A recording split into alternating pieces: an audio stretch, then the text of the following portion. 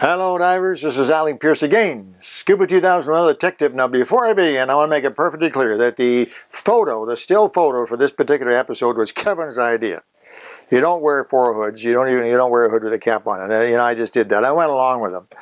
However, we are going to talk about hoods today, and there are very few people more qualified than myself to talk about hoods and how they can keep your head warm. Let's talk about hoods. Or head protection. Maybe that's better because they're not all hoods. You may know, if you have done any kind of first aid training or some diver training, rescue diver training, so you may know that as much as 25% of the body heat loss from your body comes from your head. In my case, it's 35%.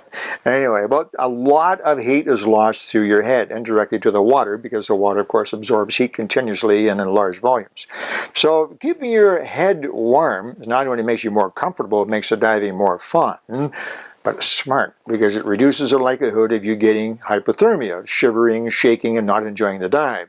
You can do more dives in a day, you can stay in longer, and so on. So even if you don't feel cold, even if you jump in the water, oh, my head's okay, it's a bit chilly, but it's okay. No. Wear a hood of some sort. That's just a good idea. So, which hood do you wear? How much hood do you wear? And where and when? Well, much like gloves and boots and wetsuits and so on, the amount and the style of hood that you wear is determined partly by you, but largely by the environment. If you're diving on warm water only, in the Caribbean, Florida, or Caribbean, the South Pacific, and areas like that where the water is over 75 degrees, you don't need to have a we'll call a full coverage hood, a hood that covers your whole head and all around here. You don't need to have that. It's not necessary. You just need to have enough to cover the crown of your head, the vulnerable part, right? The crown of your head, and keep it warm. So there are several options for you. The simplest option, and one option a lot of people choose, is a cap. That's right, a cap, just like a baseball cap, except it's made of neoprene. Here's a typical example. Pink, my favorite color. This particular cap has dive flag on it. There's all kinds of these, all kinds. This is from Pro Blue, one of our favorite suppliers, and that's just an example that they have. This is they come in different sizes, 3 or 4 different sizes, and they're adjustable to fit your head. I have a big head, so this cap just goes on like so, and fits on your head, nice and snugly to your crown. Look at that. Doesn't interfere one bit. And believe it or not, I've used this actually underwater. You put your mask on and the strap around the back. It actually helps the mask to stay in place. It actually is better with the mask. People say, can I wear my mask? The answer is yes, it's actually better with the mask. And boy, it makes a difference. My head's already getting warm. It's just a little bit of protection, a neoprene protection, and with the cap and the peak and a bit of color, they actually look pretty good. Generally, hoods do not enhance your appearance, okay? But the cap is actually pretty good. So this would be about the minimal amount of protection that you might consider. Hey, it's also good for keeping the sun off your head, another thing that I have to be concerned about. So the baseball cap, neoprene cap, if you like, is one of the first choices, probably the least amount of protection available, and a real good idea. Take it with you. You may find you wear it only when you're walking the beach, but don't forget about the fact it can be really helpful underwater. Now, if that's not quite enough for you, or you don't like the look, or whatever it is, or you want more, then you can take the next step up to what we call the beanie, or skull cap. Looks like a welder's cap. And this is essentially the same thing. It does give you a little more protection because it not only comes down over your forehead, covers your crown, but a little bit down your neck as well. It also covers your ears. Watch. This goes on like so. These are made of 3mm neoprene. Relatively thin.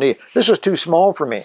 Kevin, you got the wrong one. This should be going down over my forehead like so, covering my crown, down around my back of my neck, and you see it covers the ears. It has a little Velcro strap. You tuck it in like so. And once again, you see it's completely free for your mask to seal in there. The neoprene at the back keeps the mask strap from sliding up and down on your hair. I used to have that problem. And so that's a benefit too. And it gives you a little more protection than just a beanie. Keeps your ears nice and warm, protects your skull. So this is the next step up.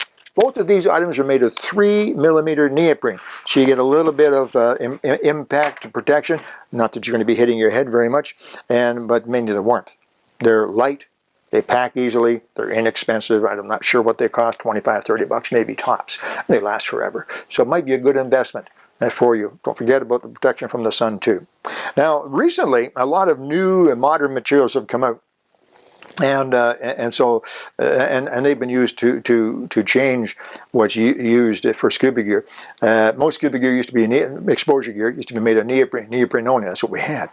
But there's some newer materials out now. And here's an example. This material is almost like a fleece. It's a cloth. I think it's polypropylene, shiny on the outside, nice and soft, almost like terry cloth on the inside. And this is a hood. This is an actual hood. I'll put this on and you'll see what I mean. The difference between a hood and a cap. The cap covers the top. The hood covers your whole head. So it goes on like so, you see, and you put the hole to the front. By the way, I read the book. The hole goes to the front, and then it goes on like so, and it comes around. And of course, nice and snug to your head, you see. That's a little bit of a bib. That's what that's called. It might tuck into your suit if you want to. And then these are really nice. They're extremely light. They dry almost instantly.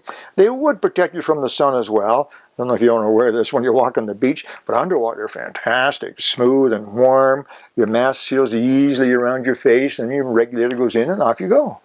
And they're very, very nice. You pop them off and just hang them inside out. They dry almost instantly. And these, again, are relatively inexpensive, too. These will not give you maybe quite as much thermal protection as a neoprene hood, but they're pretty good. So that's another option you can think of for warm water. Now, you can actually get a full hood in 3 mil, too. 3 millimeter is really about the thinnest neoprene. There is 1 and 2 millimeter, but they're quite fragile. You have to be careful when you tug on them. You can actually get a proper 3 millimeter neoprene hood too. Now when I say proper, what I mean is a full coverage hood like this, like the polypropylene one, but also a full coverage or a proper hood, cold water hood, to keep you warm. Also has a bib. That's what this area is called around here. And the bib, you see, goes against your body, and the suit goes over top of it. And that stops the water from flowing in and out of the hood. So this, a hood like this, even though it's only 3 millimeter, would be really, really good if the water was getting a little bit colder, if you're getting down into the 70s. Maybe you're diving in the freshwater springs in Florida. Fantastic diving, by the way. Or areas like that where the water hovers around 70, 75 in that area. This hood would be fantastic for that area. Wouldn't be good in cold water, be good for that though. And again, it's still relatively inexpensive. Now this is almost exactly the same as a cold water hood. So there's a 3 millimeter full hood. Here we go to a full 5 millimeter. This is actually a combination, I'll explain in a minute. And this is a hood that you can wear, believe it or not. This hood can be worn under the ice. When we do our ice diving program, most of the divers in the ice diving program still wear wetsuits, unless they have taken a wetsuit training program and have a dry suit training program and have a dry suit, then they are compelled to use a wetsuit. That's perfectly fine for a short dive. And remember, ice dives are shallow, not much deeper than 20 feet if they get that deep, and short. So for that period of time, a wetsuit with a wetsuit hood like this will keep them perfectly warm. So think about that, diving under the ice. Up to Lake Simcoe, we cut a hole and jump into the hole with this hood on, and you stay perfectly warm. What is it? Well, it's just a hood, same as the last one I showed you. There are some differences though, take a peek. First of all, the crown is thicker. This actual crown that goes over the top of your head is thicker. This is 6.5 or they call it 7, but it's really 6 or 6.5 mil. And then around the face, look here, this is kind of interesting. This is thinner, this is 3 mil. And look, it's rubber on the inside. This is rubber, see? Nylon out here, but rubber in here. And the bib as well. That's kind of strange. Look at this. Nylon on the outside, rubber on the inside. So let's turn it right side out and take a peek. What's all that about? Okay, so what do you have here? Well, now you have a hood. The crown, you can see all this area here, is 6 mil. Warm. Crown of your head, that's the important part, right? Comes right down to your neck, you see here? And then around the face and around the bib, it's thinner, 3 mil. And that's okay, because your face is used to the cold. It doesn't have to have that heavy material. They used to be like that, not anymore. But there's rubber on the inside. What's that for? Well, that's so this hood touches your skin and seals against your skin, so water doesn't flow in and out. You see? So what you do, you get one of these hoods, and you pop it on, same as the other ones, hole to the front.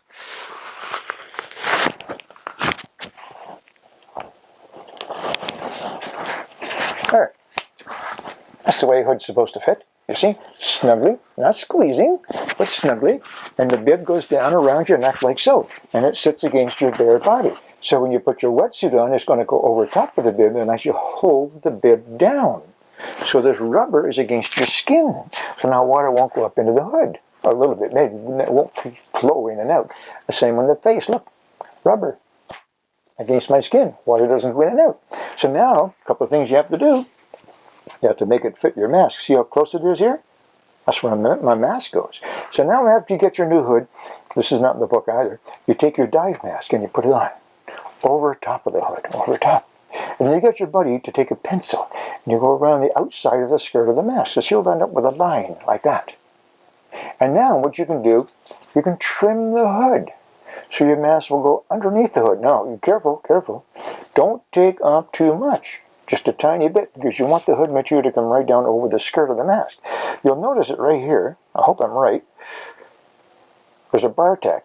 And you can actually cut right through that bar tack and you won't destroy it. That's what it's there for. Same here if you need to. This is pretty good for me. You don't want it, obviously, no, you don't want that. And you don't want just covering the chin for a little bit of extra protection. But you can actually trim this to suit your mask. That's a typical cold water hood. You take it out. Easy.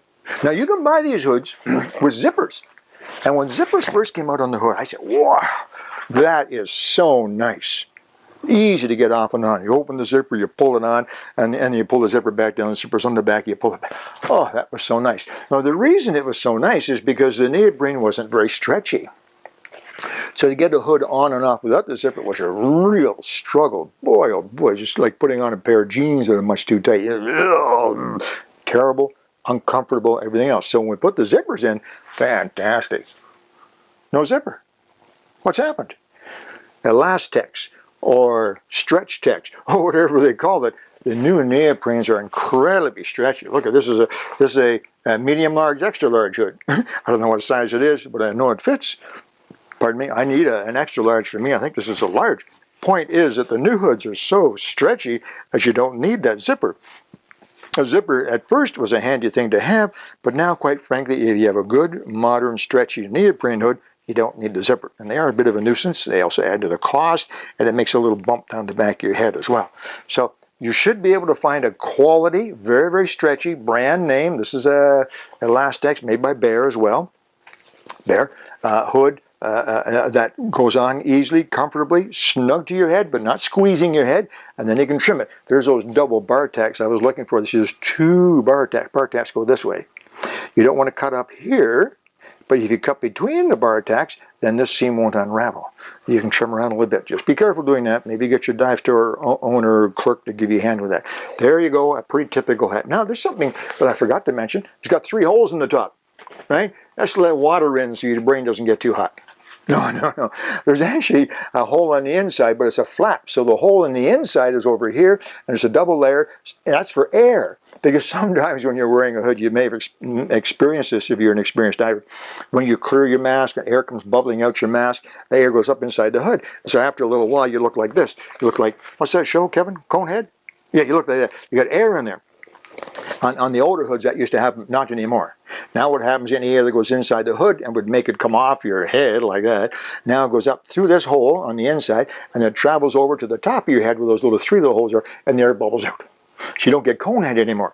It does look as if your brains are escaping with those bubbles coming out, but that's better than getting a conehead. So there you go. That's pretty much a full feature hood, and they'll keep you perfectly warm even under ice water. I have one more to show you, just so you can see the difference. This is a Drysuit hood. The difference between a Drysuit hood and a wetsuit hood. What's the difference? There's no difference. Drysuit hood is exactly the same.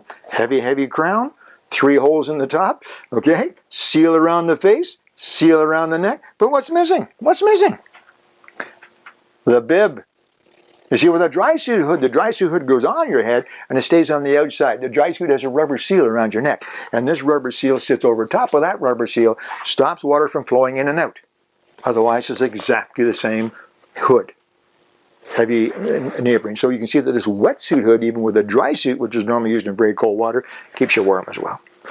Couple of ideas, couple of tips. Keep it clean, rinse it afterwards, let it dry on the inside, on the outside, and you will have no problems. A decent hood will keep you comfortable and warm, make your diving enjoyable, and last a long, long time. I don't know if there's anything in there of interest to you, but I hope there was at least some ideas, whether it's a warm water hood going down south. Hope something was valuable for you. If you have any questions, please leave a comment. Thanks to all you folks that have left ideas on the YouTube, on the videos, on my tech tips. I really appreciate it. Try to get back to them as quick as I can, not always, but I sure appreciate your comments. Okay, talk to you again soon. Alec Peirce, Scuba 2000 Tech Tips.